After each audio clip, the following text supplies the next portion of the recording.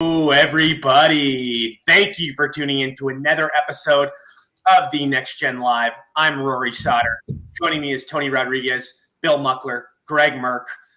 Fellas, we have a huge show tonight. A lot to address, a lot to establish.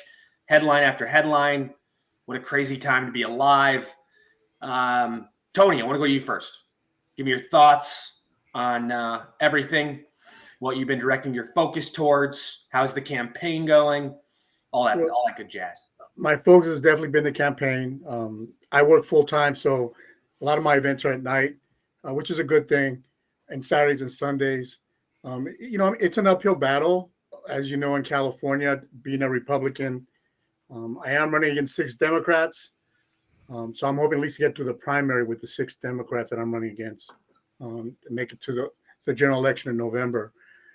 Again, it's tough. My district is 51% Democrat, 19% Republican. And then the other 28%, I think, is whatever, independents, libertarians, no party preference. So it's all over the place. And you're doing events every day? I mean, you're out there. I'm doing one right after my show tonight. I'm going to another one. And is it just nonstop, man? I'm sure you're not sleeping much. I'm sure it's just... No, it's not. And I'm hoping that it pays off on the 5th. And Tony, tell everybody how aggressive it is. It's a dirty business, isn't it? I mean, getting yourself in the ring, people diving into, I'm sure, your personal life, trying to get dirt on you, going up against opponents. I mean, it's vicious, man. It's very vicious on both sides, right? Republicans and Democrats. Yeah. Because the party in California is pretty split, the Republican Party. So you got Republicans attacking Republicans instead of focusing on, the best candidates for the position. Or like I did, I had a meeting with the other Republican running. We had dinner and talked, and he bowed out of the race. Wow. So it's just a busy time. The good thing for me is that one Democrat is being supported by Newsom, the other one's being supported by Kamala Harris, and they're fighting each other. So that's kind of good for me. Yeah, for sure. And lately, what in the headlines has really caught your eye? What are you? Well, again, with state stuff, is a lot of violence in California. Yeah. A lot of crime. As you know, the governor now is adding extra highway patrol to support the local law enforcement. Things that should have been done before. We got Gascon not showing up to debates because he's afraid to even show his face anywhere, which is a good thing. He's still leading the polls. I don't know how, but he's still ahead in the polls. He's got 15%. Hatami's got 8%. I guess the rest are all unsure who they're going to vote for, even at this time. So it's a scary time for all of us in California, especially LA County. And what do you see as the future? I mean, regarding California, I mean, what's it going to come to? Is it going to get even worse than it already is? Because at the moment, it's really, really bad. I mean, you can't make this sort of scenario up. I mean, if anybody looks around and opens their eyes and just puts politics aside and wants to talk about common sense and reality, what a mess. Well, you really have to recruit young people. To me, that's the only answer, right? We got too many old people like me involved. We need to get young blood in, teach them about the Constitution, teach them about civics, so that they learn why we're really here. The big problem is that you have so much infighting within the party that, and it's at the local level, right? I didn't realize how important the local level is.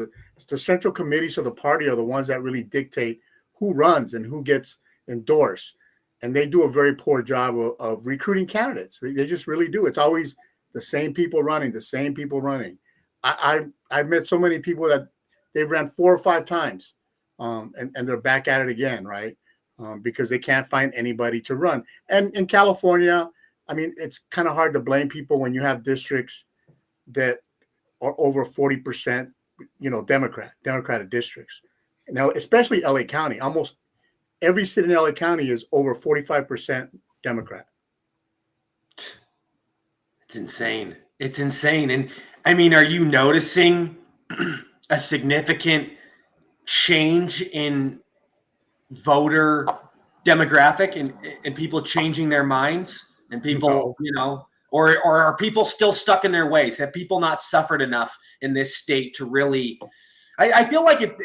That's what it's going to come down to. People really are going to. This isn't the very bottom yet. Sadly, I think it needs to get worse. Go ahead. No, and I agree with you. I've had some conversations because one thing I've done is on my campaign, I've given out my cell number, which kind of good and bad because I get a lot of phone calls.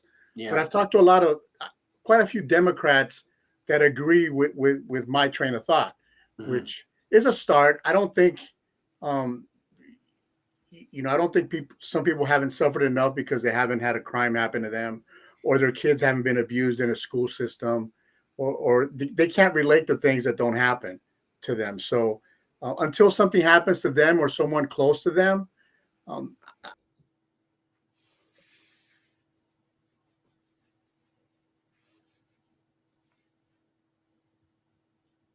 if it doesn't happen to me, I don't care. Can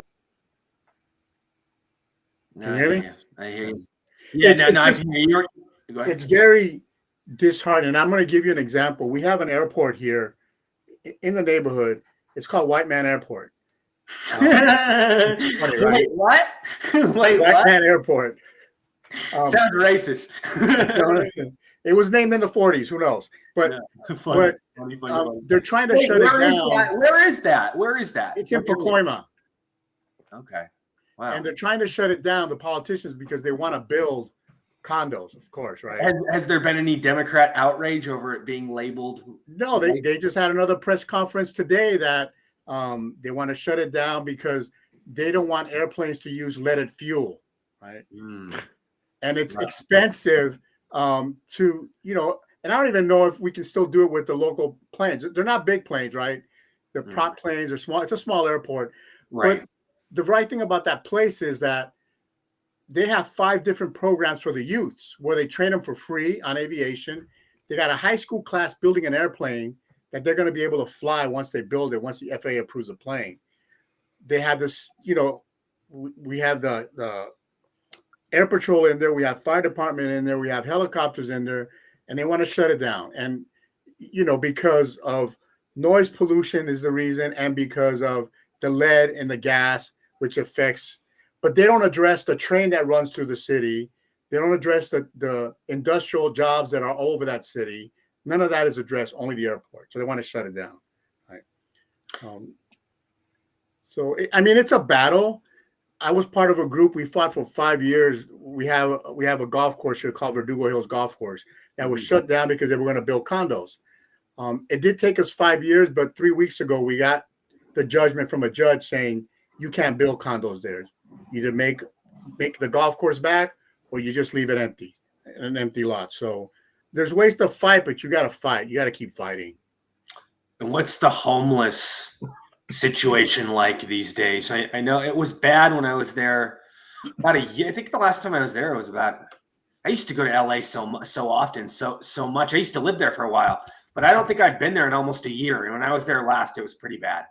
It's still bad. Hollywood Boulevard is a mess. If you go by any overpass on the freeway, you see tents everywhere. That Verdugo Hills golf course that I just talked about, the owner, since he's so mad at the government for not letting him build, he's allowing homeless people to park their RVs in there, which that police did a raid and they had a chop shop in there selling drugs, fentanyl. So it's out of control, right? And the solution, according to Governor Newsom, is just pour more money into it, right? And that's not the solution, right? We need to figure out, first of all, where all the money went for Triple H and Prop H in LA County. That was, I think it was a total of $4 billion, and no one knows where the money went for the homeless. And speaking of Newsom, your next president? Yeah, and I want to get to that, but the money scenario that went missing with the homeless seems like that's a never-ending pattern with these politicians. They say, this money is going to go to certain areas to improve, various changes, and nothing happens. Well, it's like the bullet train, right? Who's the general contractor? Pelosi's husband. How does he get the contract? Right. I mean, it's just obvious how it works. At least in California, I can't, speak for the rest of the nation, but in California, we're just a total mess. You got Anthony, you got Senator Weiner with his pedophilia policies. He likes to, push through the system. Just all kinds of crazy stuff here. Yeah, dude. And I want to mention the Newsom thing. It does look like more and more of a reality, what we've been talking about for a long time. According to new reports in the last couple of weeks, they want, there are so many people in that Biden circle that are trying to push him out. And the rising star is Gavin Newsom. And, or Mike. Or Big Mike. Yeah, but I mean, that obviously a real possibility, but I think Newsom's more likely. That's what the reports are saying, that Newsom is the one that is supposed to take over. But I mean, who knows? I mean, I think that's obviously the best guess. What would Kamala do though, Tony? What would her place be? Where would she go? Would she stay with Newsom, or would Newsom hire somebody new? I think Newsom would hire somebody new because he doesn't like her. Well, even though I know they probably pretend to, and they're both in California. They have to play like they're on the same team, right? They have to have that those phony interactions that aren't real. Right, they're not. And it's. I'll give you an example. He was a big supporter of Barbara Lee, who's a very dangerous woman if she ever gets elected to any important office. Right, she's running for Senate against Adam Schiff, and I don't know if you saw the debate, but she's talking about a $50 an hour minimum wage. In the state of California, right? Because the cost of living is so high. I saw that and I started laughing my ass off. I'm like, and we know she's trying to placate the certain group. An hour. Think about that. They're already in California replacing fast food workers with robots. The CEOs, the owners are already putting that plan together. I mean, some have already taken that step. Some have already taken the action. And I can't even imagine what that will look like in a year or two. Fast food workers are not going to have jobs. They're not going to pay these people $20 an hour. It's just not going to be a thing. And I know these fast food workers, unfortunately, they're all excited because they think, this is the future for them, that they're going to be able to stay in their jobs. And I think they're very naive and gullible, and they're not aware of the big picture. So yeah, I mean, it's terrible. I mean, I imagine that even though robots are taking over and everything is so evolved, that if they would have kept it at 15, I think a significant amount of people in that sector would have still had their jobs from years to come. But now that it's at 20 an hour, say goodbye.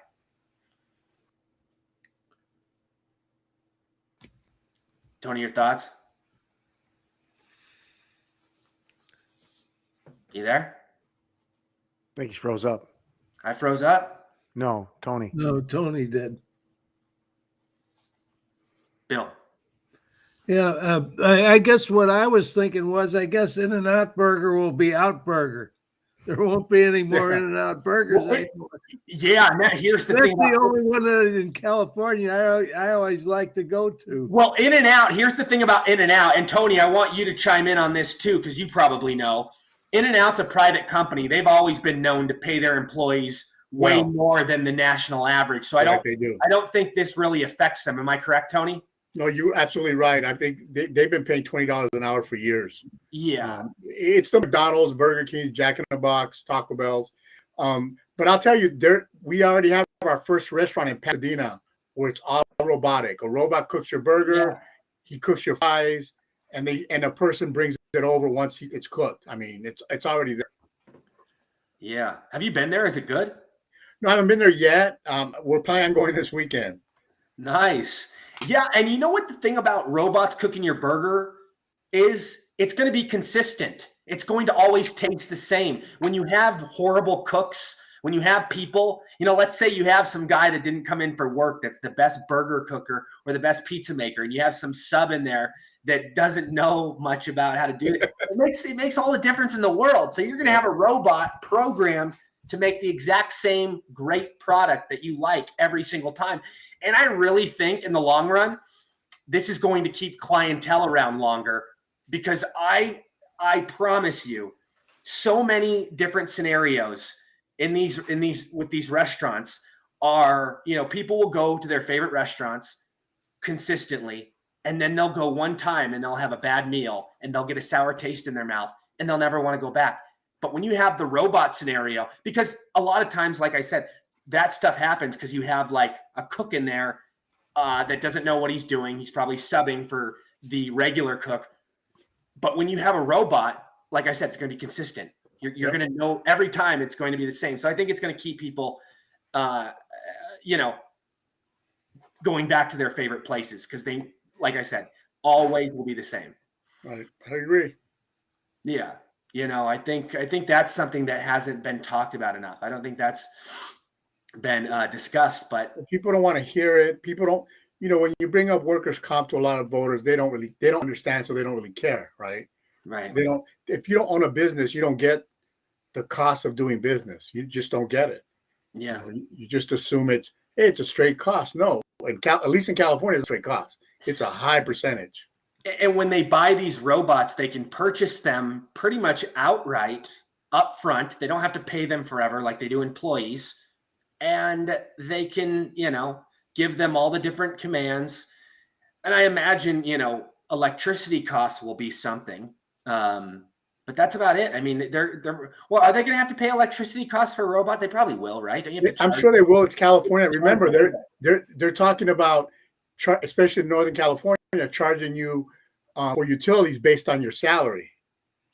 Yeah, and they want to charge people to start driving too. They want mileage per mile. Isn't that correct? Mm-hmm. It will cost me $14,000 a year more. I don't think they're going to get away with it. Do you, Tony? No, I don't think so. But it's just the fact that they try all these things it's not a tax. We're charging fees now. It's not taxes. So, Bill, let's go to you. That's how they get away with it.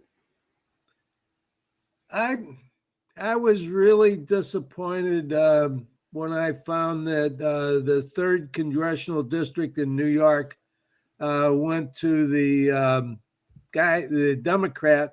That's the George Santos. George Santos vacated, and the guy who had it before, Cuozo, I think his name is Cuozo.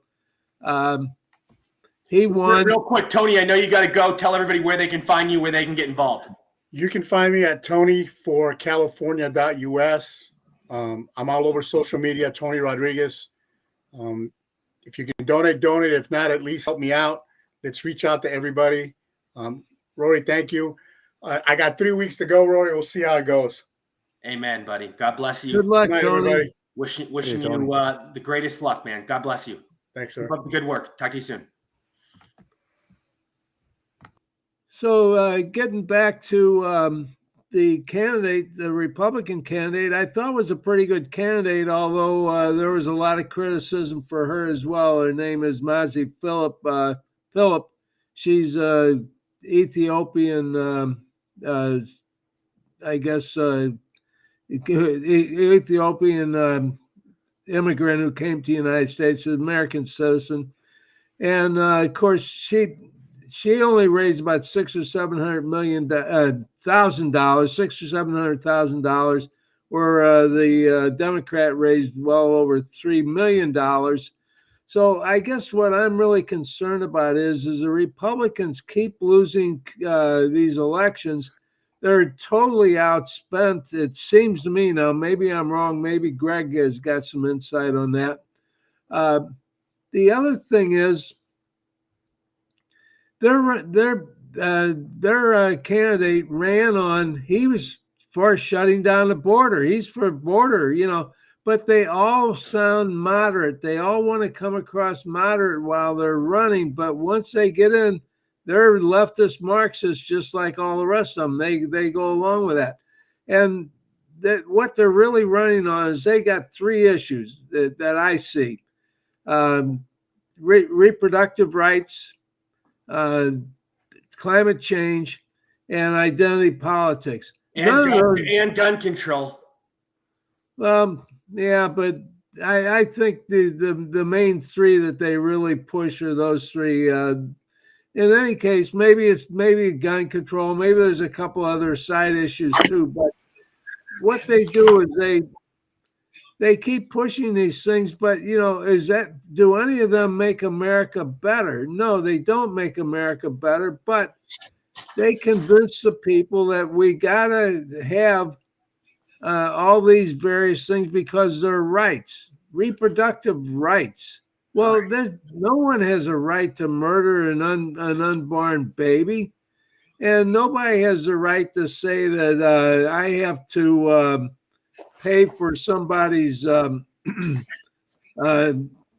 carbon emissions, which is a complete hoax because there is no such thing as that, and there's no right that says I have to be compliant with all of these various. Uh, I'm not really sure what you'd call them. Like calling people, by various names, like you have the pronouns and all the rest of that crap they're going along with. But anyway, my problem is the Republicans don't have the money, and the Republicans don't have a way of answering any of these issues. And the big issue I still think that's gonna defeat the Republicans and put the Democrats in charge of all three branches of the government is going to be reproductive rights again. And the Republicans have no answer for that. They can't come up with any reason why that's not a valid issue, and why the United States will be a better country by giving people the right to have irresponsible, unprotected sex, and it's a right to kill the consequences of it, which is an unborn baby. And I'm just really concerned about this. If it just keeps going this way, will the Republicans win anything? Greg?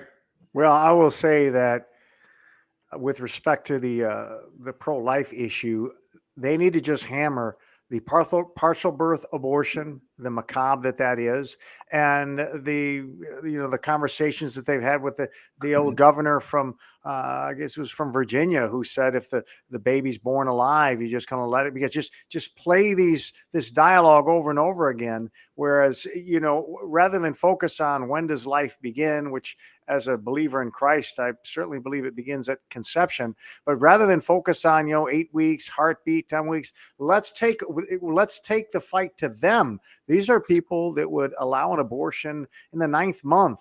These are people that would allow the baby to die if it was born alive, that would even kill it. To just drive home that narrative and that idea, because the vast majority of Americans do not support that. So I think they have a messaging problem. I don't really find it that difficult to overcome. Now, the Santos seat, that was a self-inflicted wound. I mean, they kicked this guy out of office, and they allowed two people to run, a Republican and Democrat. And I don't think that the Republican was wise to want to keep Trump out of that race, but they allowed him to run a solo campaign, right out there all by themselves, rather than allowing Santos to keep his seat. He was not going to run again in November. And then in November, it's going to be the national stage. You've got a presidential election. You've got the state. You've got all, it would have been absorbed into all of that, where you're saying where most people are going to vote right down the ticket. You're not likely that, somebody votes for a Democrat in the district and then votes for the Republican president. Generally, people are looking for the whole agenda, but they separated all that. That was a complete self-inflicted wound by the idiot Republicans that sided with every one of those Democrats. And that's problematic with the party. But I do think that come November, the issue is going to be twofold and twofold only. It's going to be the border, because we have a massive illegal immigration problem. And it's going to be the economy, because I think we're going to have huge problems. And I think the two are very interconnected, because the border crisis is causing further in exacerbating our economic crisis. And so I think that those are going to be the two chief issues. And when the abortion thing comes in, to me, that's an easy one. Do you think it's okay to abort?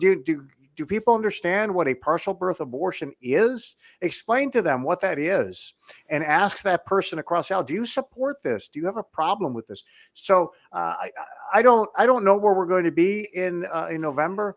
I do know that this administration is the most corrupt in my lifetime for sure, if not the history of this country. I also know that we have a fiscal policy and monetary policy that are like conjoined twins. One is fueling the other. Jerome Powell knows that his job is predicated on the reelection of Joe Biden. So he's going to do everything in his power, I think, to facilitate this Bidenomics nonsense. But we got CPI data. It's hotter than expected, much, much worse. It's trending up, not down. It's putting the Federal Reserve between a rock and a hard place. If they leave interest rates where they're at, they're too high. Certainly, if they increase the rates to combat inflation, they're going to collapse this economy even faster. But even leaving the same, we're already seeing fractures, major fractures in the economy, massive deficit spending, and the cuts are off the table. And we saw how reliant the markets are on Federal Reserve policy, because when the CPI data came out this week, it came out hotter than normal, and the markets took a tumble because they expected the Federal Reserve to lower the rates. How can the Federal Reserve lower rates when we're seeing higher than expected CPI? Now, the 29th of February, we're going to get the PCE data, the consumption expenditures.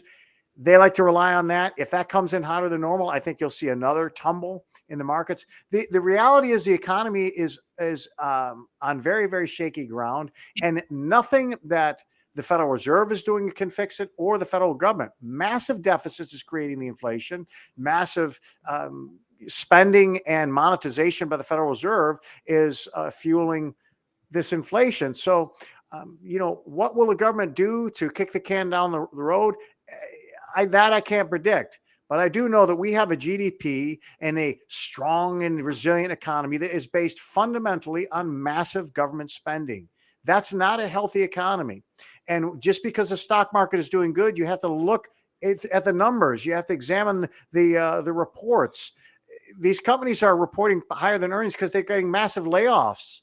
And, and the fact is that the American people are not feeling the goodness of, record high stock market, S&P, NASDAQ, and Dow. They don't look at that. They just know that they're hurting, and the middle class is struggling enormously, like they haven't since the 70s.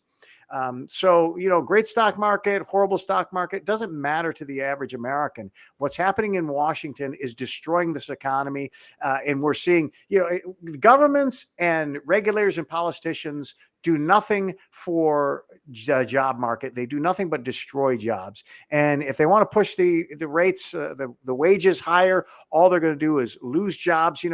Robots don't call in sick. Robots don't take smoke breaks. Robots don't complain. And I've never seen anybody leap over a countertop to attack a robot because they didn't get the fries or because they got a chocolate shake instead of a vanilla. So these robots are going to solve a lot of problems that the bureaucrats and the politicians and the unions have created. Ford Motor Company is already announcing that they're going to look elsewhere to start building cars. Why? Because we just saw the impact of the strikes, the auto worker strikes. Yeah, they got their way and they got their money, got a bunch of money, but they don't realize that you just jeopardized your job, because that's what's going to happen. And I have seen it time and time again with people who own companies, and when their workers become, you get a few people in their workforce and say, we need to unionize, we're going to get more money. And they do, and they successfully unionize, and that company moves out of a state to a right to work. And when they do it down there, then they move out of the country. So you just have to allow the markets to figure out wages. It always will work. They'll always create the safe wages. But this economy is in very, very tough shape. And I think that come November, people are going to be voting with their pocketbook, and they're going to be seeing this overflowing of illegals and just not liking it. But Greg, when I brought this up, I'm going back a little more than a year ago to November of 2022, and we were going to have this massive red wave. The border was unsecure. It was a mess. It was in terrible shape. Inflation was so high, gas prices were high as could be. National debt was mounting like crazy. and the Democrats still won everything except the House, which got a few seat margin, and it was all based on reproductive rights, which came out of nowhere. So that even though what you're saying is that the economy, which is horrible, and the national debt is just crazy, and the border is such a mess, the Democrats aren't going to get people that vote for that. They're going to get people to vote for. It's great to be able to have unprotected, irresponsible sex and do away with the unborn baby, because we don't care about consequences. All we care about is the results justify the means. Well, I think the abortion thing though is a straw man when it comes right down to it. But the Democrats want to say, they love the fact that they can say Republicans lost because of abortion, and I'll tell you, no, I still go back to the economy. But the problem in 22 was that the people were not feeling the pain. And yes, the inflation was up and the border was a mess, but not nearly. I mean, you're talking 2 years later, you're talking millions and millions of more people that have flooded in. You're talking about, we didn't have these pictures of children's schools being closed down to house illegals. That is only just recently happened. And the pain was alleviated by the federal government just passing out everything under the sun, just massively increasing entitlements. People were not hurting enough. That was the problem. That's why the red wave never materialized. There was not enough pain, because I'm telling you, abortion, people don't care about abortion when they feel pain, in their pocketbook. And that includes Democrats. And just look at them all. You've got Jeff Bezos, who wants to sell $6-7 billion of his stock. What does he do? Moves out of Washington to Florida so he can avoid paying $600 million in taxes.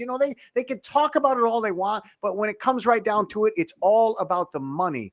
And these people, the American people, have not had to feel the pain. Now, will they feel the pain by the time November? That I don't know, because like I said, the one thing I cannot predict is what machination this federal government will come up with to alleviate that financial pain. But I can tell you, I guarantee you, it's going to be in some way of more massive government handouts to make people feel good. And remember, Joe Biden promised millions of young people and people with student loans that he was going to get rid of them. Look, they pass out this candy, they lie, cheat, and steal, and they bribe you.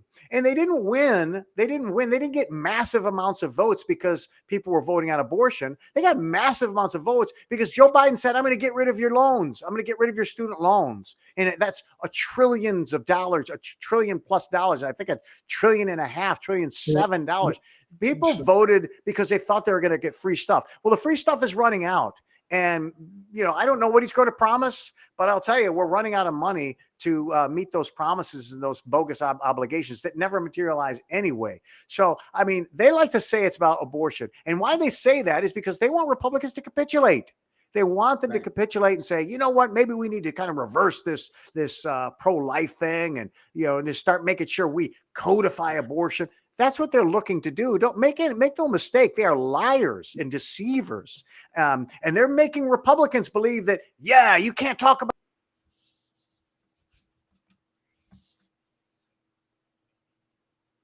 Do we lose Greg? And you won't find anybody in a crowd. They're feeding the lie. Republicans are believing it, and they're switching and moderating the position and capitulating when the fact is people are hurting. They are running out of money. We got trillions of dollars in debt. We now have the highest credit card debt in the history of mankind, and compounded by the highest interest rates on credit in the history of mankind. This is hugely, hugely devastating. It's not the sign of a good economy.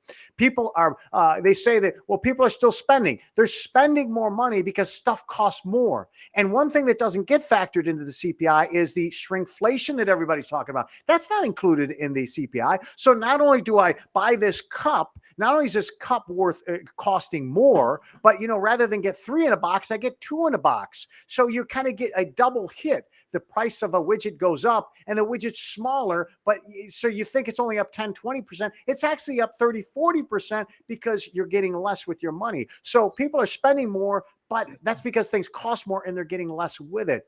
And they're spending it with their credit cards. None of these things bode well for a healthy economy. You've got manufacturing in America that has been in a huge decline, a recession for at least 2 years. The last 18 to 20 months, it's been a contraction in U.S. manufacturing. Below 50s contract. We've contracted 18 out of 20 months. That's a recession. People don't want to admit it. This country, this economy is in a recession, and it's only a matter of time before you just can't take anymore. You know, the bubble just can't hold any more air, and it's going to pop. And I don't know when that happens, but you cannot keep doing this and it not eventually happening. It's coming. The chickens are coming home to roost, and it's going to be very, very ugly when they do. Greg, I want to mention something, and I know Bill and Brian want to respond, but I want to mention you brought up Jeff Bezos. He's selling stock like it's his last meal before the electric chair. He obviously knows something. He knows something. I mean, this guy is selling stock at record levels. We've never seen this before. I mean, this is... Well, I will tell you that the Magnificent Seven, as they're calling, which Amazon, one of them. I mean, these are the companies that are going to take the biggest dive when the realities of the economy come to fruition. The realities of the fact that never in history have we had so many people with second and third jobs. And when the household data says we're losing thousands of jobs, and directly opposite to what the establishment survey says that we're creating tens of thousands, 100, 300,000, all of them the numbers completely bogus. You don't know what to believe. These numbers are put out by the administration, but the real people, the people that you and I associate with and see in the stores, we know the realities. And when it becomes impossible to hide, and I think of Joe Biden's dementia. We've been talking about it for 3 years. Finally, it became impossible to hide with the Ben-Hur report. And then you hear his press conference, and it's out. It's like the crying game. You can only hide that stuff for so long, and eventually people are going to find out. So eventually we're going to find out about this economy. And when it does, we're going to see companies like those of Magnificent Seven take a tumble, and the value stocks and the emerging markets are going to be the ones that are going to be the safe havens. Gold and silver, precious metals, these kind of hard assets, they're going to be able to preserve your wealth. But it's going to be a very ugly picture, because when it falls, it's going to accelerate. It's going to fall slow because they're going to try to hold on. But once it starts going, it's going to be like a snowball, and the circumference gets bigger and bigger with every roll. It's not going to be a pretty picture. Will it happen before November? That I don't know, but I didn't tell you that it's not going to be pretty when it does. And I have to mention this. Talk about a weird pattern. Japan officially in a recession, stock market at an all-time high. UK officially in a recession, stock market at an all-time high. What is the US waiting for? I mean, it's going to happen. It's inevitable. There's some idiotic, so-called experts, analysis individuals on TV trying to make the claim that the printing of money can save the economy. They're saying, well, the printing of money, it's different now because we have this as a resource. We didn't have this in 2007 and 2008 as much. This wasn't as common. Now, what are your thoughts on that, Greg? Well, this whole idea, it's MMT, modern monetary policy, in theory, modern monetary theory, the policy that if you can print money, then your economy will always survive. Well, we already saw what that does. And I'm talking about under Trump. The trillions of dollars that were printed under Trump, the trillions printed under Obama, the trillions printed under Bush, and now the trillions more under. We've seen the erosion. I mean, you can just look at it. Once we started running these massive deficits, just look at it. You could see that inflation just trickled down there below 5% for 150 years until 1971 when it spikes. We got off the gold standard. We no longer were constrained. Our spending was no longer constrained to our holdings in gold. And year after year after year, we started spending more money. We had a reprieve under the Clinton administration, thanks to the Newt Gingrich and the Republicans Congress. We actually were running surpluses, but that just got blown out of the water when Bush took office. And then Obama made it worse. And then Trump made it just horrible. And $6.9 trillion he added to the debt. You cannot have that kind of monetary policy and that fiscal policy working together hand in hand and expect the standard of living for the average American to be okay. That is money printing money printing, the creation of money and credit, increasing the supply of money and the supply of credit is inflation. That's the definition of inflation. And the result of it is the ridiculous prices that we're seeing right now that are really destroying what we would call the American dream as young people who no longer aspire to own a home. Many of them don't believe they ever will own a home. And that was traditionally part of the American dream. And whether or not it is a different discussion. But the fact is, you've got millions and millions of young people coming out of college that just don't think they'll ever own a home. That's horrible. That is a horrible commentary and testimony for this country with all the wealth that we have created through the decades. Yeah, Greg, I kind of I agree with you when you say we didn't feel the pain in November of 2022 like we will in 2024. And also, obviously, the border situation with there's more massive invaders coming across our borders now than there were before. But somehow the Republicans can't figure out how to take advantage of that and use that to convince the people that they need to vote for them. And that's why I still say they still want to go and vote for climate change, reproductive rights, identity politics, because they can, those are emotional issues. They do nothing to make America a better country again. You know, I think it was back in, what was it, Reagan that said, you know, you're better off today than you were 4 years ago. Well, my question is America better today than it was 4 years ago? Hell no, it wasn't. There's no question about that. But is that enough to convince the average brain dead voter that these issues are really important and they're more important than what the Democrats spew out as to, you know, all their, in a sense, foolishness with the reproductive rights, the identity politics, and the climate change? And I think that they'll go big on climate change, and they got a big portion of the country that believe in this hoax. And I mean, it's so stupid. Anybody that knows that took, you know, high school physics knows that this whole thing is just a joke, but somehow they sell it. And that's what concerns me.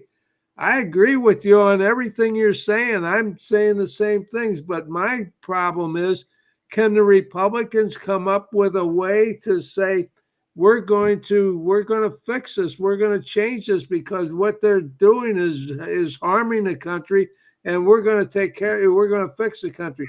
And I don't know if the Republicans even can do that, because they haven't shown much of a history in doing it in the past. Well, that's exactly what I was going to say. I mean, looking under Trump, how have they distinguished themselves? They haven't shown themselves to be any different. I mean, the trillions that they spent under the Trump administration, Republicans have not shown themselves willing to make the hard cuts and to do the right thing. And so now it's, you know, flip a coin. They're all the same. So many of them are all the same. But I do think it's all going to come down to just the pain, the level of pain. And I don't know where we're going to be 6-8 months from now. And, you know, it's like Reagan said, you know, what is it? A recession's when you lost your job, a depression's when I lost mine, or whatever. You know, people are going to start thinking differently, and they're going to forget about abortion and they're going to forget about climate change when they don't have a job. And well, I hope you're that's right. coming. That's coming. The layoffs are coming. It's only a matter of PayPal, time. They've already actually started, but they're going to accelerate. PayPal, Greg, has laid off people as well. Everybody has. I mean, Meta, Facebook, every company in the top 10 S&P, they're all laying off. And like I said, now we're seeing in the financials, Morgan Stanley, they're all the wealth managers in a lot of these big companies. They don't need these people. They're laying them off. None of it is a good sign. Of course, none of it's going to get reported, but when it starts to happen en masse, then people are going to say, look, I lost my job. I'm not voting for that. There's that. And then there's the other component, which is the minority, the black vote, is really trending in favor of Trump. Now, I don't know if it's going to be 10, 20%, but, you know, every percent is devastating to the Democrat Party because they rely on that. It's critical. It's a critical vote for them to staying in power and winning the White House in 24 in November. And it's showing a very, very bad signs and trends for the Democrat Party. Now, what I expect they'll do is, again, just like they bought young people and college people with bribing them with saying they're going to start talking the reparations, and they'll start throwing that out there. Make no mistake. I mean, look at you got this demented moron going to Popeye's Chicken or KFC, wherever he went, gets the chicken and he brings it over to the black family's house. It was so fake and disingenuous. It was insulting, and yet that's what they're trying to do to get the black vote.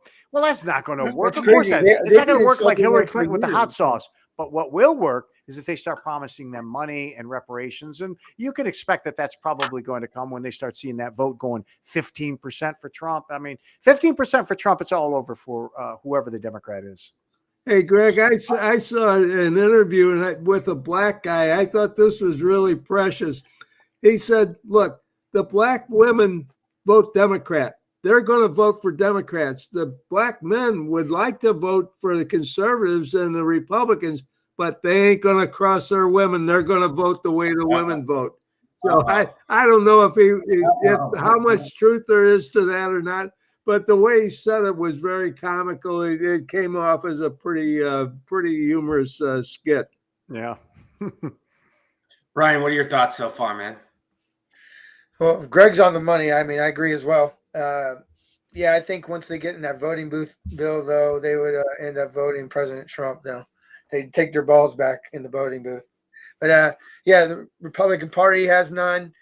They just tried to pass – the Senate just tried to pass that $96 billion bill, push it through where it didn't even provide any border security at all. What it did is it actually limited how many we can have to spend a day.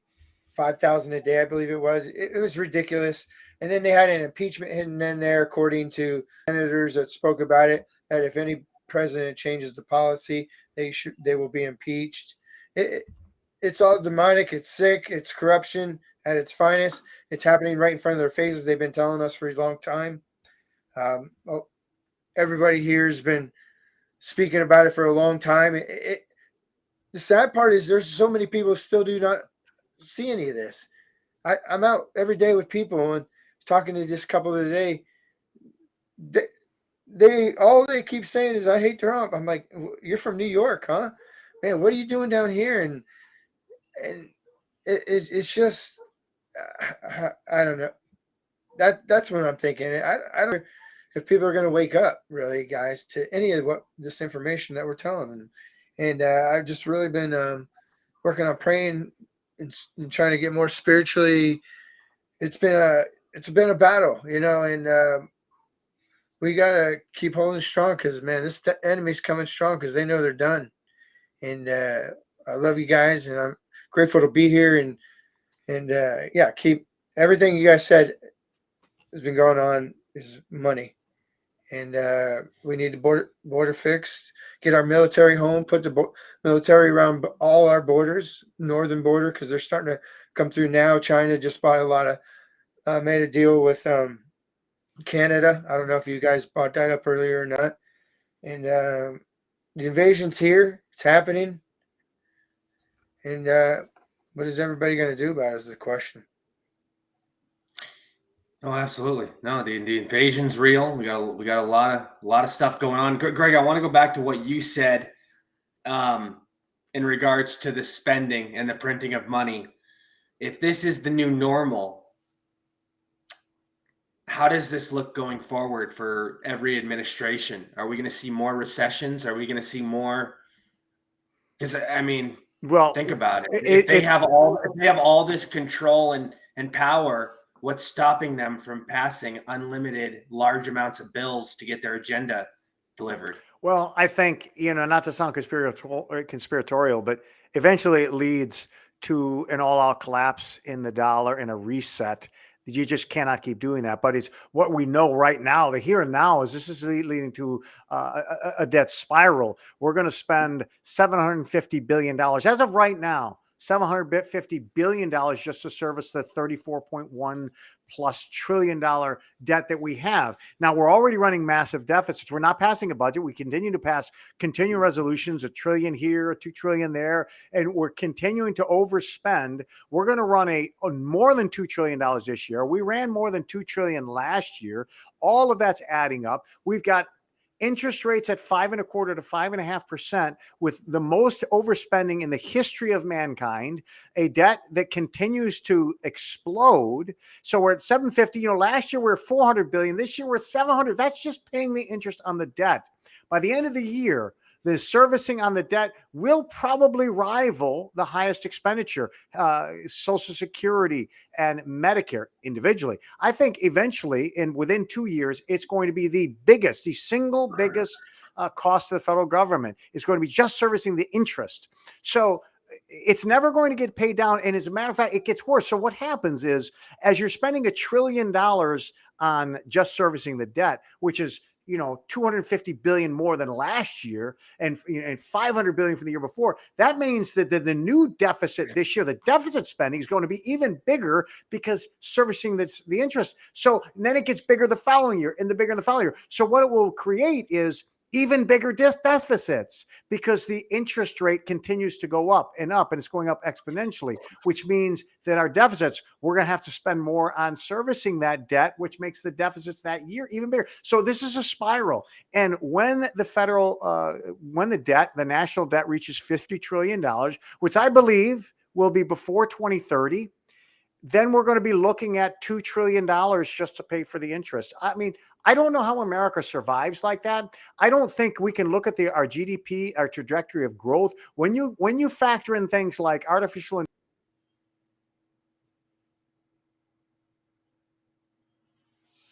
intelligence, they have tens of millions of illegals that are living off the federal government, increasing with a massive expansion of the federal government. And you look at all these ridiculous climate agendas that do nothing for the country. This is not a sustainable, survivable path. It just is not. And nobody can predict when the collapse happens, when the reset happens. But all I can tell you this is, within the absence of massive austerity measures, and in the absence of huge cuts in regulations and stopping the stronghold of unions and allowing the free markets to grow this economy out of this massive debt, you need both. You need a massive growth in the economy with a huge contraction in the amount of government overspending. If you do not do both, then we're going to continue down this path. And this is a path that will lead this country, this economy, and our way of life into the abyss. It has to happen, though. That's when people will wake up. I really do. It has to all happen. But when it happens, it's over. I mean, it's over. It's not like, nuclear holocaust and then we just kind of rebuild.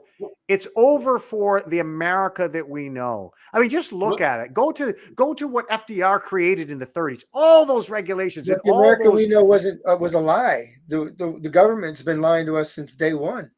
Well, my point is you look at what FDR did in creating the SEC, all those government agencies, they never went away and they destroyed this country. Federal Reserve destroyed this country. Then you look at LBJ, the Great Society, destroyed this country. And when you talk about a reset, what do you recover from that? Okay, let's just bring in free market capitalism. Okay, we all reset. We're going to start everything from zero, and it's every man for himself. It's going to be like 200 years ago. Free markets are going to. That's not going to happen. It's not going to happen. And it's not going to be America that cries. It's going to be this is a global economy, and when America goes, the world goes. So when our dollar collapses, make no mistake, everybody else is collapsing Israel too, and Israel as well. Watch when their economy collapses because they're a rich nation, pretty rich nation as well. What does the recovery look like? What does Oh, man. Like in regards to when this all falls, when everything hits the fan, because we know it's just a matter of time. It's inevitable. But Greg, what does the recovery look like? I imagine much worse than 2008. No, it's not even a comparison. Because the 2008, what will be much worse than 2008 is when this economy collapses. But when there is a massive collapse of the dollar and a reset, what it looks like is this: a huge global reset where there is And going how to, long also? How long also? To explain it all. you mean when it's going to happen? No, how long would the duration? I mean, Oh, how it's long forever. would the The way of collapse life around the take to world, recover? the global community that will change forever. You know, when you look at technology, look at the industrialization. When the United States, we exploded in this industrial revolution, it changed the world forever, forever. I mean, we're not going back, you know, pockets around the world, you know, still got, jackasses and buggies, but it changed the world. And then when you look at the massive explosion of technology in the 90s and computers, changed the world forever. Artificial intelligence, it's going to change the world forever. But when we collapse, when the dollar collapses, it's going to change our way of life forever. It's going to result in a global currency that will enable the global leaders, and whether it's the United Nations or whatever organization that's going to rule the world or control the world's monies. We already have them. Don't think it's conspiracy. We already have the International Monetary Fund. We already have organizations that control the money and the movement of money, and who gets invested in, trade organizations, all these global institutions.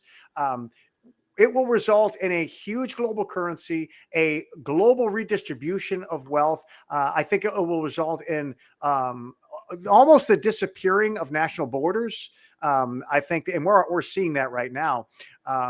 That part is slowly evolving, and the things are kind of disappearing. If you remember that movie, what was it? Back to the Future. And when he was approaching that area, when they were going to change history, he kind of start fading in and come out. If you remember if you remember that Back to the Future, that's kind of the way we're seeing now with our borders. They're kind of starting to disappear. But a global crisis and collapse is going to change everybody's way of life forever. And all of the things that are being laid, we're already getting to the point where, For the better, I think. well, much for the worse. We're already moving toward that. Yeah, You know, sure. we've heard it. You'll own nothing and like it. Well, they're doing that right now with a wealth tax and taxing your assets. We have people in our own country who want to tax your assets, your home, add up everything you own, and you have to pay a tax on it. So if you own a $500,000 house, and maybe you got to pay 5%, whatever, every year you have to pay that tax. Well, why would you want to own $1 million home or $500,000 home if every year you got to pay $5,000 taxes on that? Well, you'll just rent. That's exactly what they want. That's why a lot of these things will disappear. Your 401k, you're going to have to pay tax on your 401. Unrealized capital gains, it's already in motion. You're going to pay taxes. They want you to pay taxes on unrealized capital gains. Maybe you've got a $5 million stock portfolio. You're going to pay taxes on that. Well, I haven't sold it. You know, I got all these shares of Microsoft and GE and IBM. I haven't sold them. Doesn't matter. You're going to have to pay tax on it. Well, why would you want to have why would you want to own stocks like that then? So it'll just be the middle class will collapse and fall to the bottom, and there will be a very, very small upper class who don't care about any of it. They can afford to pay all those taxes. So what you'll see is a radical transformation in our way of life, where we fall under the control of more global organizations, that people own less. The house you live in will be much, much smaller. The possessions that you have will be much, much fewer. There'll be less vehicles on the road because they ultimately want to get rid of all vehicles. You'll be relying on things like rapid transit, subway systems and buses. There'll be very little private ownership for transportation vehicles, all of that. Now, will it be 10 years, 20 years? That I don't know. But that's what it looks like when you have a global financial crisis that will eventually come, because you cannot sustain what is happening right now. And Rory, I think I look at it a little bit differently. I think what'll happen is we'll look like Mad Max. Remember the movie Mad Max? That's what we'll look like. And there'll be the Mel Gibson one or the Tom Hardy one? There'll be people like me who own my own car and own my own house. And let's say just roughly, I got about $250,000 in cash and investments. My IRAs will be completely wiped out. And let's say I've got 100,000 or more in cash, and that'll be enough for me to buy groceries and gas for my car if there's any gas available, because the refineries will probably all be shut down. It'll be enough for me to buy groceries for maybe a month, and then I'll be done. So what happens to me? I become Soylent Green.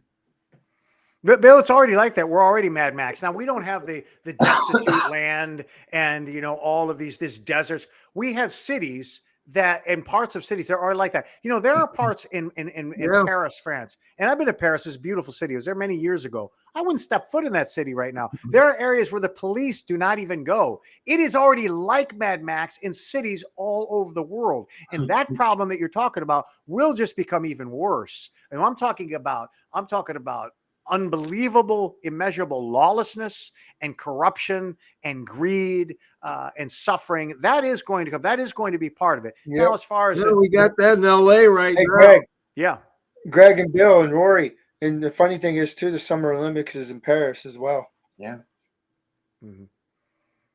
It's true. Yeah, hey, I don't want to go back to Paris again either, because Greg, what you're talking about is about a quarter of the city is ruled by the Islamists, and they will not allow the police in. They have their own government set up, their own police, their own system of Sharia, and outsiders are not welcome. Not only not welcome, not allowed. You go in there, you don't come out, you're dead. Yeah, and that's the Mad Max we're talking about today. I agree with you. That's a good point. I hadn't thought about that. Brian, you have any thoughts? I mean, these guys are spot on. There's just so much different news and ways you can go. Definitely, the economy is the most important. Like Greg mentioned, gold, silver, precious metals. Also, I had investment in ETH. I'm not really good with the crypto stuff, but you've been making money there. And XRP has been up a little bit. Nothing major yet, but that. And I'm not a financial advisor. This is just I'm telling people what I've been doing, where I've been seeing increases at as the economy and the dollar crashes. I guess Bitcoin's been up. I've been following that, but I haven't put any money into that at all. But I was I'm staying away from that. I'm sticking with more. Well, I think what is showing, what the crypto market is showing, is that people are no longer have the confidence in the American dollar, the US dollar. They no longer have confidence in the financial system as a whole. They certainly don't have any confidence in their government and how we can just print money willy-nilly. And people are looking for alternatives to cash, to money. I will say this, though, according to various new reports, people would rather have cash than invest in the stock market. That's very telling. I mean, if that's not a sign, if that's not a message, then I don't know what is. I mean, that you never. When's the last time we ever heard about that, Greg? Usually when shit's about to hit the fan. I mean, there are people that cash is king, baby. They're playing it safe. I mean, that's how bad the stock market is. Even though the dollar is pretty much worthless, like we've talked about, they feel more comfortable having cash on their hand. Yeah, so I mean, the smart people do, but you still have millions and millions of people that say this is the greatest market ever and buy the dip because you're going to get bargains and everything. So these people are clueless. They don't see the tsunami that's coming. It's true. But people are looking for alternatives. That's why they're looking at things like the crypto market. And I'm not a fan of crypto unless it has utility, which is why I look at things like the Ripple ledger as promising. I mean, you've got countries all over the world. The BRIC nations that thing is expanding. They're looking for alternatives to the US dollar. And why are they? Because they saw what we did with Russia in putting all the sanctions. And, the SWIFT system, which is the international banking system that allows people to move money around the world, individuals, banks, institutions, governments, everybody use it. They do millions of transactions every day. Some $5-6 trillion a day, maybe more, are actually exchanged around the world through the SWIFT system. And this is a ledger that XRP, this is what XRP is kind of like. That is their secret sauce, their ability to replace the SWIFT system. And unlike other cryptocurrencies like Bitcoin is extremely expensive. The transaction fees are expensive. The transaction time is excessive. It takes much, much longer to settle these transactions, and enormous energy for the tree hugging climate changers. It takes enormous energy to facilitate the blockchain for Bitcoin. That's why they have these massive warehouses all over the world that are using so much energy. It's required to handle Bitcoin. And there's very little energy involved in an XRP transaction on that ledger. It's done in microseconds. They can handle thousands of transactions where Bitcoin can only handle tens, and very cheap, very quick, instantaneous, and it is a replacement for Swift. So when you look at the crypto markets, you look at ones with utility, because the utility is what will give you the future. And I don't really see Bitcoin with a utility. I see it as an alternative and certainly a speculative asset. But when you got countries like China that's going to crack down, they don't want anybody dealing in cash without them able to see it.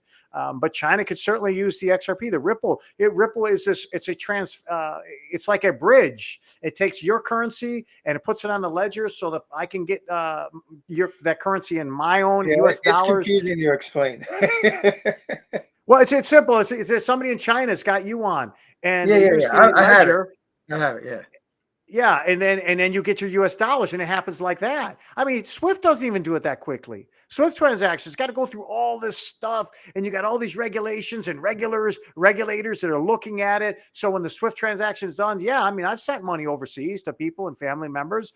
It takes a while, and whereas the XRP ledger, the Ripple ledger, I mean, it happens like that, and you don't have all these regulators. And I'm seeing that countries are going to start jumping on board with those kind of things. But the reality is why are they doing it? Because they don't trust governments. They don't trust money that's backed by these fiat currencies. They trust gold, they trust silver, and many of them are trusting cryptocurrencies. Yes, sir. That's you brought up something earlier before about the Magnificent Seven, and X, which formerly known as Twitter, didn't Elon Musk lay off about 75% of his people? He found that they weren't really providing any kind of productive service whatsoever. A while ago. So isn't it, now think about it, what does Google and Facebook and some of these others like that, what do they really own? What is their real value? I mean, Alphabet. Let's take Alphabet for example.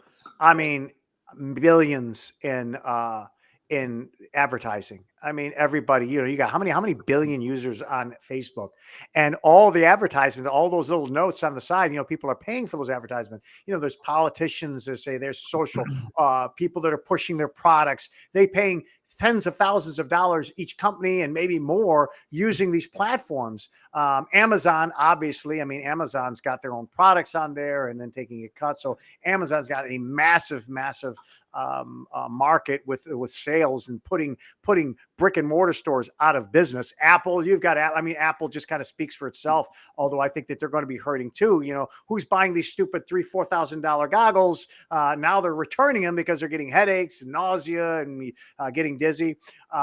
Microsoft, their huge boom now is in AI, but we've seen Microsoft grow from what the little tiny company it was in the 80s, and now we're seeing what that is. NVIDIA is the future of AI, and that's why we're seeing that. So they have that AI kind of corner on the market. And then you've got Tesla, also part of the Magnificent.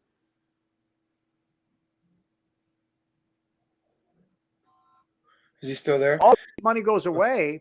And once it's going to be very difficult for them to make money, but they've got products, or they've got advertising revenue, or they've got future technology like AI that's really driving their earnings. Hey, by the way, when you talk about the advertising revenue, if we go into a full-blown recession, advertising is going to get cut. And Absolutely. when advertising gets cut, there's no little ads on the side of the Facebook page, for example. So what happens then? Well, that's why I say that when the cat gets out, when we finally realize that this is not this strong, when the dominoes start to fall, the Magnificent Seven are going to fall. Look, we're already seeing it. I think that the AI impact might be slightly blown out. And I mean, NVIDIA is very rich, very rich. Their PE ratios it's very expensive stock. So there's a lot of room for that to fall, for it still to be kind of a, a viable stock, but it's very, very rich. Microsoft, the same, with their AI, kind of overvalued. But I think once, you're right, when the economy falls, that's why I say the Magnificent Seven are going to give way to value stocks in emerging markets. And people are going to be like, man, why the hell did I put, my life savings in the Magnificent Seven? You bet a lot of people are going to have bad timing. I mean, if you're buying into it now when it's very rich and expensive, you're going to suffer here in the next year or two when the economic decline rears its ugly head and it's accelerated. So yeah, and Tesla, I mean, Tesla's got all the cars they want, but it's not like they really drove up. They don't make that many cars, and their cars are getting more expensive. And they are faced with incredible competition from China. China now produces the most popular, most electric vehicles that supersedes Tesla and all of them. And what's this called? It's a Better Life or something. I don't remember what the name of the car is. Yeah, but nobody's buying them now. Oh, they are. They're buying them all in China. They're selling more than, put it this way. Yes, the whole EV market is collapsed. But when you take the EV market in itself, where it had all this promise, everybody's looking at, Tesla. You couldn't bet against Tesla. You were a fool if you bought a put on or you sold calls on Tesla. You're a fool. Lost your money. But yes, the EV market is shrinking. But the Chinese have cornered the market now. They have all the rare earth minerals, 90% of them in the refinery. They can work for cheap. You can't compete with their cheap labor. And they've got a pretty good looking made in China EV. It's a pretty good looking car, and a lot of variations from that one Chinese. Yeah, and they showed tens of thousands of them sitting in parking lots idle. Oh yeah. No, I'm not saying that it's the promise. I'm saying that, when you've got Tesla, which is part of the Magnificent Seven, I'm just looking at the Magnificent Seven and how going to fall, I think, substantially when the economy starts to slow down. I mean, and Tesla's not only going to get beat up by that, but they're going to get beat up by the cheap Chinese, Tesla version. And they stole all the technology from Elon Musk. He was a fool. They stole the designs, they stole the technology. Hey, serves them right for wanting to go over there and do business with the Chinese. Yeah. But they're way outselling him. It's just like that Chinese EV car is the biggest seller in the world now. Yeah. Have you guys heard about the sheriff out of Ohio? How all the sheriffs met, and it's going to be up to your local sheriffs to basically be the law. And I think common law needs to go in effect, and people need to be able to protect themselves, and if it should be open carry and be able to exercise our rights, because it's getting crazy out there. There's been a lot of murders, a lot of car accidents, people going insane. People are losing hope. And Greg talked about the food prices being way high. People are feeling it. There's a lot of drugs out there. People overdosing a lot of drugs. A lot of divorces have been happening. It's just really sad to see everybody crumble, and they're destroying the dreams of everybody, the hope, what we were prevent here to live and by God, and it's just real sad. And I hope we can wake people up in time to all this information, and because we all need to band together. The church needs to come together and for the good. This is good versus evil. Eventually, how the story ends for this world. Oh, I do. Yeah. But yeah, you mean, you hopefully want to have the biggest influence, but the influence starts right in your own home. Sharing the gospel and ensuring that you raise your children up in the way they should go. When they're old, they won't depart from it, and having the influence people to you. And if every person in the church does that and exercises their spiritual responsibility, then that's as good as it gets, and God will add the increase. But ultimately, we know how the story ends, and we're seeing it play out right before our eyes. But Bill, it's BYD. Build Your Dreams is the EV. The Chinese, look it up. BYD, Build Your Dreams. They're the biggest manufacturer in the world, and they're crushing Tesla. But yeah, I mean, you're right. The world is going in a direction. It's not a good direction, but we know we've read about that direction. We've seen it, prophesized. Yeah, I'm excited. And it's pretty exciting that we're living in those times. It is like the greatest times in world history, guys. We're here to be a part of it together. we're here speaking the truth. Been speaking it for a Right. long time. And It's just and exciting. I want to bring up this whole magnificent seven that is keeping the stock market at record highs, Greg. It Seven just deadly seems to sins, me. magnificent It seven. seems to me so. It's misleading. It's extremely misleading. Like people are like record high stock market, and 90% of the stocks in the stock market right now are suffering and taking a beating.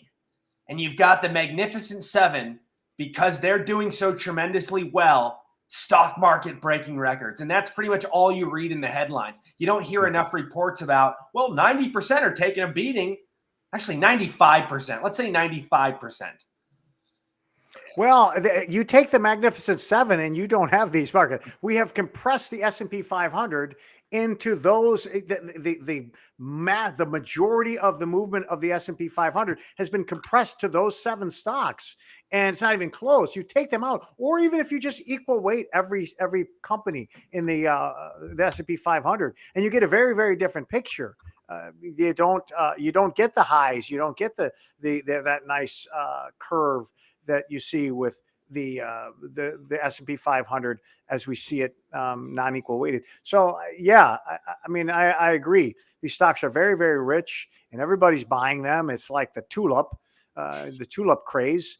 But what goes up must come down, and eventually they are, and they're going to see, just like it went up like that. Once these things start to fracture and fall, just think about the fall, the collapse, because I mean, the bottom 90% of the S&P they're already struggling, and you've got a lot of bankruptcies. I mean, probably maybe the most we've seen, or more than even 2008. Yes. So you've got all these companies on the bottom that are falling. Well, then you take the Magnificent Seven. We already see, when there's a correction or there's a movement with Amazon or with Google. I mean, you see the whole market, you see the whole index fall just by 1 or 2 stocks. So imagine when they all 7 of them start to come down. Boy, it's going to get ugly. And when that happens, it creates this craze, this fury, this pandemonium in the markets, and then everybody runs for the hills. I mean, we saw it when they were the short selling with the oil. Remember when the oil markets, not the short selling, the calls were coming in for the futures market, and it went to a negative. I mean, people were paying you. You had a short squeeze. You had people paying you to come get their oil. And that's going to happen, although it's not going to last, a week. It's going to last much longer because it's going to be indicative of this economy, and getting this economy out of the ditch is going to be very, very difficult. Yeah. Because they've already used all the bullets, they've used all the bullets, and we already seen that it didn't work. They raised rates to collapse the market. They lowered rates. The market's horrible. Think about the spending bills they're going to pass to try to get us out of this mess. Think about all the legislation they're going to put forth to get us out of this mess and put us in more debt. More debt, more inflation, more monetization. There's no way out of it. This is going to be that's what I'm saying. A long recovery, man, if we ever even recover. It's damned if you do, damned if you don't. There's like a very quick death and a slow death. I think the quick death, or let's say the quick pain, which I would prefer, is keeping the rates higher, raising the rates 6%, 7%, 8%. The economy will collapse, but then we can pick up the scraps when it's done. And, you could buy companies for 50 cents on a dollar, 25 cents on a dollar, and rebuild and restructure. But the long cancer, the painful cancer, is going to be cutting interest rates, running massive deficit spending, creating more inflation and more price. That's going to be the more pain, because then you're going to have the companies having to raise wages, and then you're going to have layoffs. That's a longer, more painful death than raising the rates to really crush inflation. We're not beating inflation. I mean, the 2% target isn't even close. And that's if you believe the bogus numbers. But what it's going to take is, it's either, die very quickly or die very slowly. I prefer to die quickly. Yeah, we're going to be wrapping up. Bill, we're about to wrap up, Bill, in about 2 to 3 minutes. Okay, yeah. I just want to, pardon me, I just want to get off in a little bit. We'll wrap up. Hey, you were talking about how long this is going to last. There are times when I think, damn, I'm 88. I'm going to be 89 in August, and my life is about over, and I want to see what's going to happen in the future. And then I think, hey, it's a good thing I'm 88. I may only last another 2 or 3 years, and I won't have to suffer through all this crap that looks like it's going to come down on us. We might last that long too with you, Bill. You never know. But you know what, Bill? I mean, you look at your life and you look at the changes. I mean, the incredible changes that you've seen throughout your lifetime. Yeah. I mean, America was amazing. so different than when you were a teenager. I mean, unrecognizable, I imagine. Even Hey, a kid. I remember I remember Pearl Harbor Sunday like it was yesterday. I remember everything that happened that day, and I can remember what the life was like in the 1940s when I was in first through fifth grade. A completely different world than what we have today. Well, tell us a little bit about it. What was your feeling and emotion and experience about it? Well, I was 6 years old in the first grade when Japan attacked the Hawaiian Islands, right? So my whole time in going through school growing up was we were at war. And so a lot of the men were either in the service or they were working long hours in the for the war effort. So guys like myself, 7, 8 years old, I was out mowing lawns in the summer, shoveling snow in the winter, making a quarter every time you did something, and buying war bonds and saving money. And by the time I got through high school and college, I graduated from college with about $1,100 and some odd dollars in my community federal savings and loan account. Now you graduate from college, you own $50,000-$100,000, right? So I was fortunate enough that I was accepted into the Marine Corps Officers Candidate course. So I had a job making $222 a month, but it was a good job, and it gave me opened the door for a lot of opportunities for me. And I don't see that same thing today. I'm sure it's there, but I don't see the same opportunities in the same way. Tell us about how people were. Tell us about how people were compared to now. Oh, it's completely different. For one thing, the nation wasn't divided. Well, especially during World War II, everybody was pulling together. But there were Democrats and Republicans, but there wasn't. You just accepted everybody accepted everybody, and you listened to everybody. There wasn't this we hate you, and we won't talk to you. We won't date you. We won't socialize with you. Hey, we got a whole branch of our family in Louisville, Kentucky, that they've disowned us because my brother and I are conservatives. It wasn't like that before. Everybody, pulled together, family pulled together. But you could, how do we get our communities back? do whatever you want to do, and you didn't have to worry about anything. Nobody locked their doors. Crime was maybe somebody tried to steal something from a store or something. Now we got the smash and grab. It's just a completely different world. And Greg was talking. How do we get back to that? What's moral? that? How do we get back to that old moral days?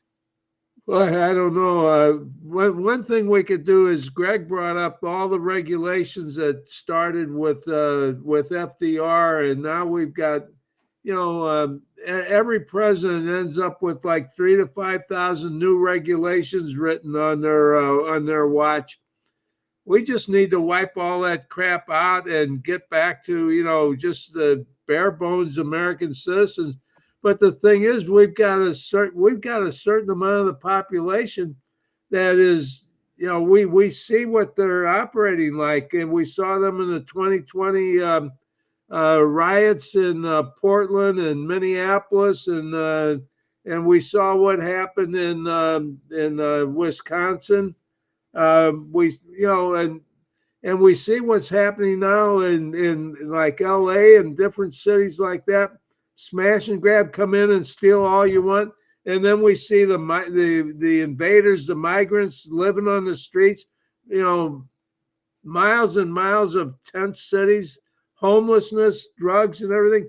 How do you wipe all that out and start over new? I don't know how that happens, but boy, we've really dug ourselves a hole in a massive abyss of moral decay. Yeah, I don't think you get. You know what the perfect representation of what America is, what versus what America was.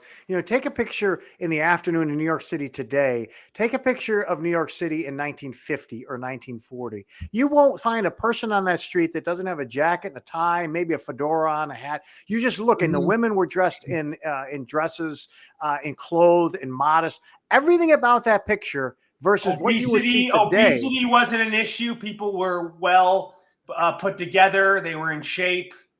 Right. That's what I'm saying. Everything about the picture, what you will see is so vastly different. Take a picture of Times Square in 1951, Times Square in 2021, 2024. I mean, you will see you're in a different world. It's a different universe. And everything in those two pictures will tell you everything you need to know about America, from the moral decline, the spiritual decline, just the lack of self-respect, the lack of, decorum, the sense of decorum, that people don't even care about their bodies. They don't care about other individuals. And then you look in the everybody looked at, I don't care, if you can't tell a Republican from a Democrat in Times Square in 1951, 52, whatever. They're all in suit and ties. They all got hats. They all got dresses. They all look good. They had the sense of respect. You know what? When you went out, it wasn't just about yourself. It's about not offending others. And you look at that, you think these people care. As a matter of fact, people go out today with the intention to offend, or the intention to draw this attraction, and to dare you to say something about my purple, orange, and green hair. Dare you to say about my giant fat gut that's hanging out over my pants that I'm making you look at. Dare you to say something about my body that is so exposed that it almost makes you vomit. Dare you to say something about my face is covered in tattoos, or the piercings that are all over. I dare you to say something about that. And back 50 years ago, 70 years ago, you couldn't, those people didn't exist, and they all looked the same. It was a good America. It was a promising America. It was an excited America, and it was an exceptional America. And sadly, those days are gone. And think about what else wasn't in existence back in those days. All this disgusting music with horrendous language, violent movies that are over the top. People weren't really seeing porn back in those days. I mean, I could go on and violent video games. I mean, all of this stuff combined has made a huge difference in shifting the culture and the dynamics. And that is because we kicked God out of society. Once we said, we got no room for you, God, we don't want you. Well, we don't like your judgments. Internet and social media. Greg, back in those days, God was a part of America. He was implemented into our system. You were reading the Bible in schools. Right. Yep. Right. Yeah. Yeah. And a picture of Times Square from today versus 70 years ago, it tells you the pornography. It tells you the lack of respect. It shows you the violence. It says everything. You can read into so much in comparing those pictures, and you look at the old pictures from the 50s. You say, "Wow, I love that America." My favorite era in American history is the 50s. I think the 40s and 50s. Hey, Greg. In spring of '59, I was being transferred to Hawaii, and we got to San Francisco, and you go through Treasure Island. You've been there before, and spent had like 3 or 4 days waiting for our transportation because we want to board ship to go to Hawaii. Now you fly, and we were so impressed with all the people. And when you see like at like 5 o'clock in the afternoon, we were out, and everybody's coming out, from work, and all the women have suits and high heels and hats on. All the guys are dressed in good-looking suits. There's not a bit of litter on the ground any place. I mean, the city is just like it's sanitized. and everybody's so nice and friendly. I mean, it's almost like watching, a movie scene, where they cleaned everything up, but that's the way life Good old was. days. And now we if we want to look at San Francisco, we look at a map of where the piles of defecation are. And that's just It's- what, 60 years or so. Yeah. And and even looking at the last time I was in San Francisco was the early 2000s. I flew Beale Air Force Base, flew the U-2, and San Francisco is a beautiful city. And I went to Little Italy, and it was just a beautiful city. But you're only Well, talking about 20 years and a radical difference. So now you're going back, to the 50s, to the 1940s and 1950s. I mean, how much even worse it is, because it's just almost unrecognizable, and it's really sad. It's kind of depressing because there was a happy America. Those were happy times in America, and I can't help but believe that foundationally that happiness came from, yes, we had unity in our diversity, but we were a Christian nation. We were a nation that was not ashamed of the God and of Jesus Christ. As a matter of fact, promoted him and saw the influence of Christ in America as a good thing. And somewhere along the line, the cultural Marxists planted their seeds, and they sowed discord and created doubt and attacked our foundational faith in Christ. And this is the fruit that has been born out of it. When I went to grade school, elementary Amen. school, I went to a Catholic parochial school. There were 9 nuns. That was it, 9 nuns, and the church and the school and the pastor's residence were all on the same ground. We had 3 priests, pastor and 2 assistants. One of the assistants taught at one of the local Catholic high schools. Then I went to high school. I went to a Catholic high school that was, by the way, in grade school, we one of the classes we learned was catechism. So, they really got you on that. Then I go to high school, and I go to Christian Brothers High School. It's an Army or junior ROTC school. We go every day, wear uniforms. They've got like about 30 brothers who are teaching. We had 3 lay teachers. One taught typewriting, and I think there was one in history and one in science. The rest of them were all brothers. And it costs $13 a month to go to this school. Now it costs $17,000 a year to go to the same school, and there's not one Christian brother there. Oh, yeah. Yeah. But they win this. They win the football, the state football championship, basketball, baseball. They win every championship in sports in Missouri that there is. And guess what? I think they do a lot of good recruiting, and there's a lot of scholarship students there. You can almost tell by looking at them who the scholarship students are. And they're the guys that are playing in the NFL and the NBA today, too.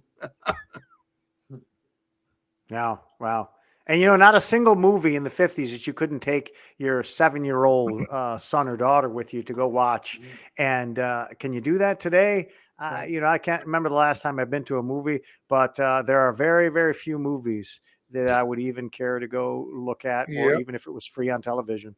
And the diseases and the cancers. Think about back then; it wasn't nearly as excessive.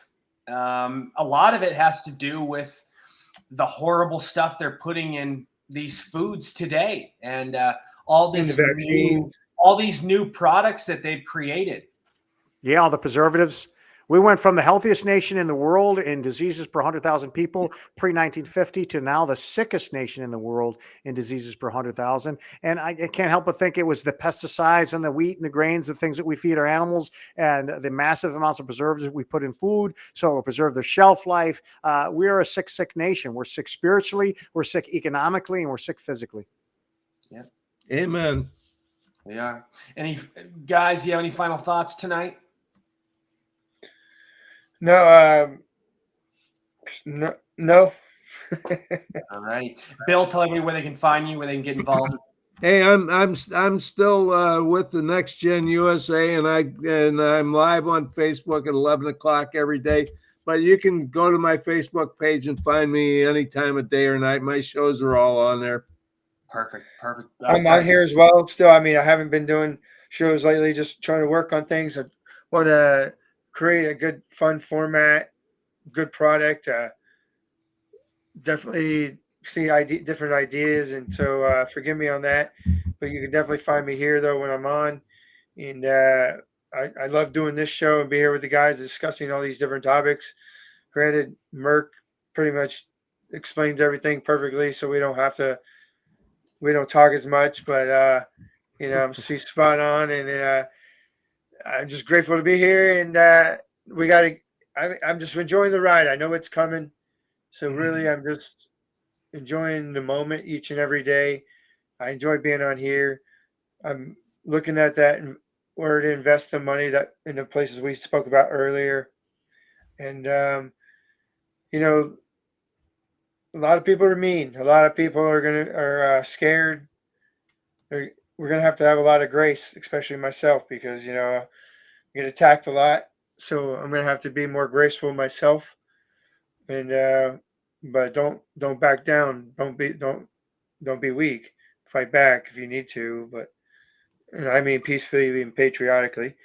And but yeah, that's just be prepared for what's coming, but enjoy each and every day, and just let it be. Trust in the Lord. That's it. Amen. Greg. Hey, find me here on the network. Always good to be on the panel. Enjoy the discussions. I'm also on Facebook and X. And let me just leave with this. Whether I'm pessimistic or optimistic, it always emanates from the top tier of reality. And the reality tells me that I'm extremely pessimistic. But being pessimistic is not synonymous with hopelessness or despair. It only means that we have to make some serious changes. And that might include doing some serious soul searching. So while I am extraordinarily pessimistic, I'm not without hope, and I certainly am not despondent. Amen. Amen, Well brother. said. Amen. Yeah. And I want to thank everybody for tuning in tonight. Another episode of the Next Gen Live in the books. We will see you all very soon. Until next time. By the way, happy birthday, Rory. Yeah, man. Thank you. I meant to say that. Happy birthday, brother. Thank you. Before you go off there. Very, very kind. Thank you. Rory's birthday. He just turned 21, everybody. So wish him a happy I 21st wish. out That there. would be great. I wish. Yeah. Do you wish you could Yeah, go and back? we're wishing we're 33. I mean, I feel like I'm getting older, man. I feel like time is flying, and it's just like a blink of an eye. It's crazy. It's crazy. But anyway, guys, what, Brian? Sorry. Did you have a good birthday? Sorry. Yeah, it was great. It was fantastic. Thank you for asking. But yeah, another show. God bless everybody. Good night. Cheers. Much love.